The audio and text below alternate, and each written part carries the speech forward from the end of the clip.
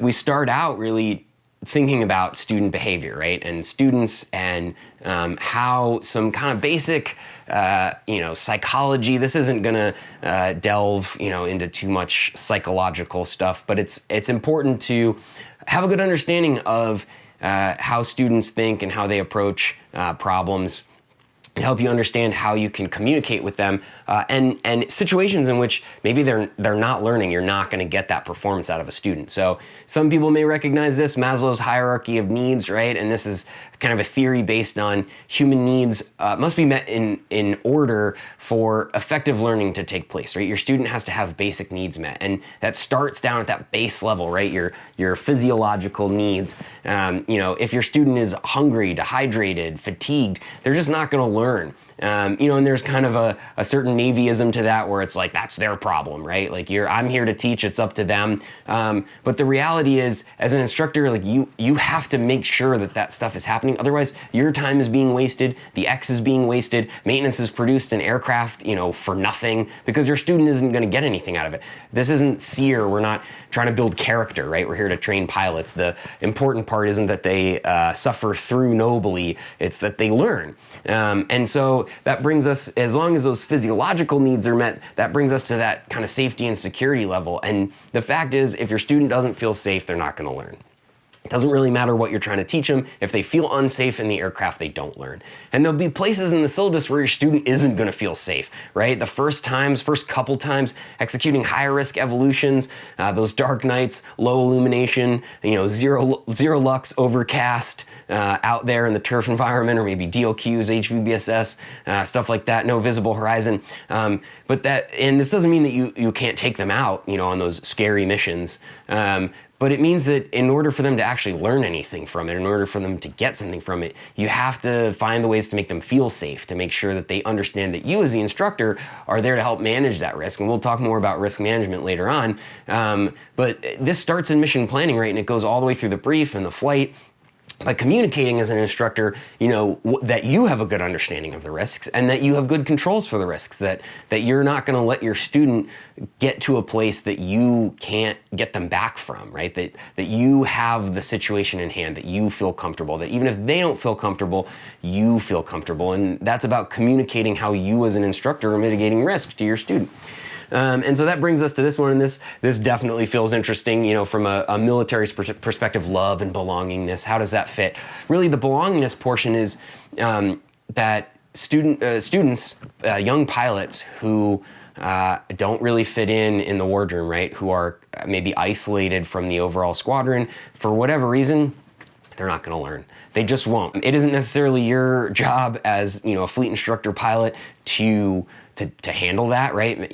Whatever reason it is that they're having those issues, but it is something to be aware of if you notice that there's a particular nugget in your squadron who's really kind of isolated from JOPA, from the wardroom.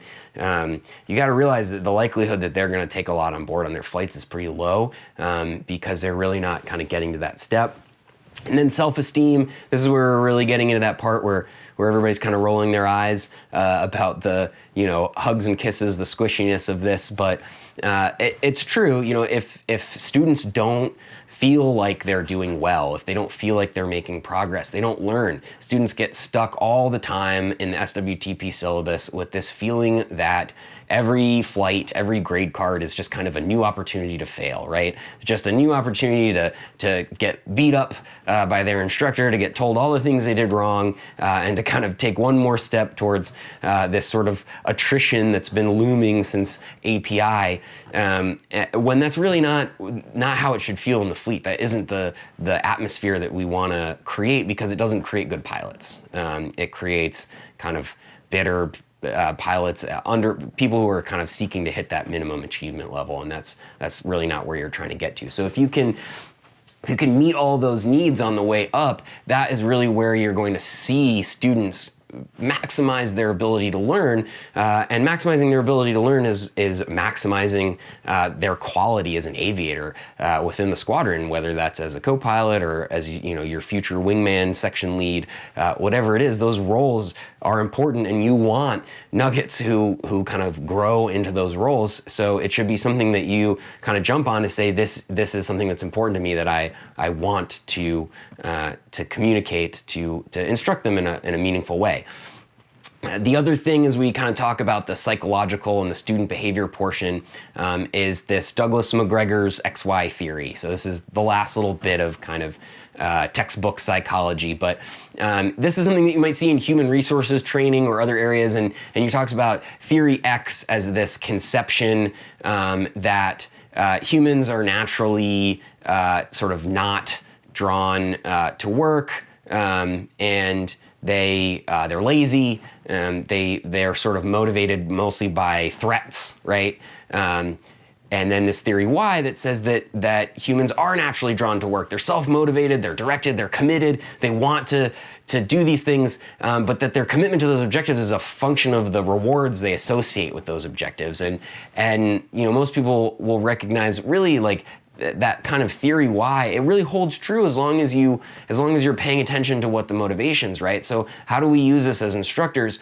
Your student will motivate themselves to put in the work, to learn the material if they value the rewards associated with completing it. As opposed to that kind of theory X mentality where it's just like the threat, right? The threat of losing their wings or losing their jobs is not enough to get good work out of your students, right? Motivated by theory X, those kind of that threat, you get the minimum level of effort. You get all that's needed to not get attrited, not get phnabbed.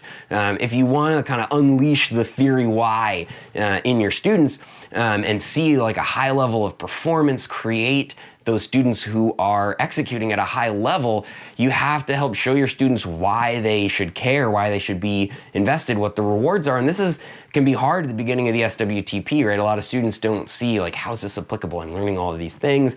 I don't have a lot of concrete examples to look at of how this applies in the fleet. And that's your job as an instructor, is not just to, put on a training event for them, but it's not help them understand, why are they doing this training event? Why is this event in the syllabus? Why should they care about this? And if you as an instructor don't have a good answer for that, that's a great place to start, right? You got to kind of dig in and figure out why should my student care about this? And they should.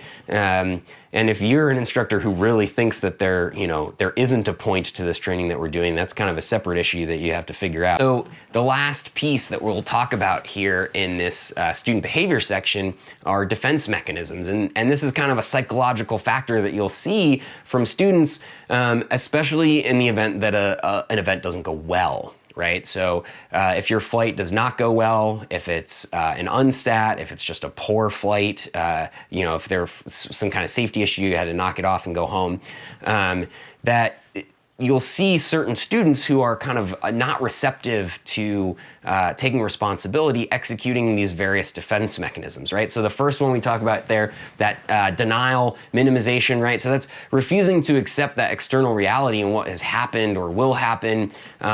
So that's that idea of like, I didn't say open fire, you misheard me, I didn't say it, which that's where truth data helps, right? If you have that DVR recording, or just if the whole crew says, yes, you did, that kind of helps to counter that. Minimization is kind of closely related to that, as student accepts the reality, but kind of dilutes it, tries to reduce the severity. So like, okay, sure, we didn't get cleared hot, but we shot the right target. Everything turned out okay. What's the big deal, right?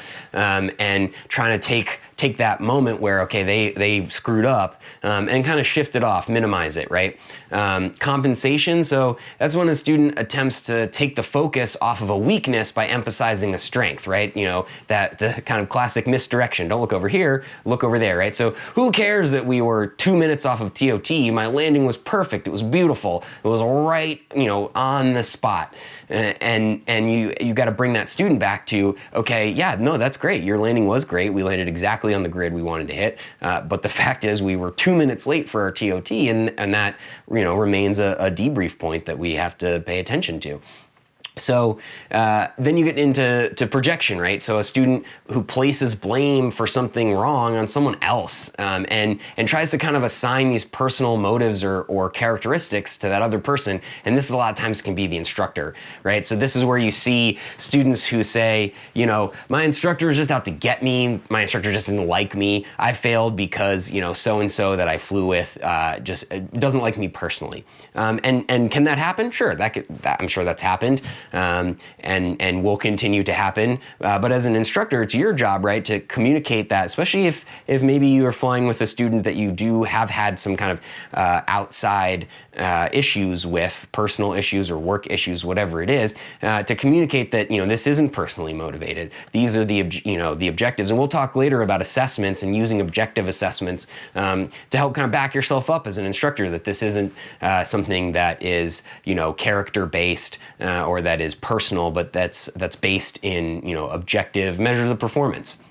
So that brings us to rationalization. So this is a subconscious technique. This isn't usually something that people actively think of for justifying something that's unacceptable, actions that are unacceptable, outcomes that are unacceptable. And usually, because it's that kind of subconscious level, the student really believes the excuses created and ignores any other possible explanations, right? So I didn't have enough time to prepare. You know, I got the scenario, but I had CAV and I had to prepare and I didn't have enough time, and you know, it's not my fault. This isn't about me, right? And that's where, as an instructor, you can help communicate to your student up front. These are the things that, as an instructor, you need to know, that they need to communicate with you, right?